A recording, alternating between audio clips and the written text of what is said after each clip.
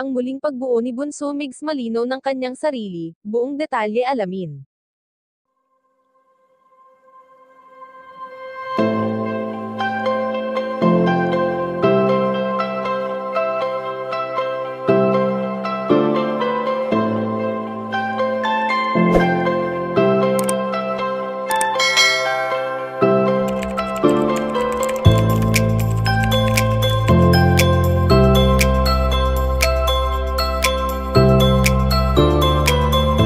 Wala na nga sigurong masasaya pa sa buhay ngayon ni Bunso Migs Malino dahil bukod sa nagagawa niya na lahat ng mga nais niyang gawin ay nakakasama niya palagi ang mga taong malalapit sa kanya.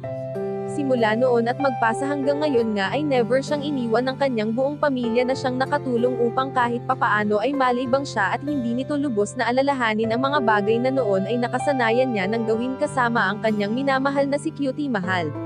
Hindi naman lingid sa ating kaalaman na dumarating sa puntong naiisip ng binata na may kulang sa kanyang buhay at ito nga ay walang iba kundi ang babaeng nagmamahal ng totoo sa kanya. Sa ilang taon na nagsama sila noon ng yumaong si Cutie Mahal, ay alam naman natin na tunay ang kanilang pagmamahal sa isa't isa, at sa kasamaang palad ay hindi na natin muling makikita pa ang masasayang videos nila na talagang marami ang napapasaya.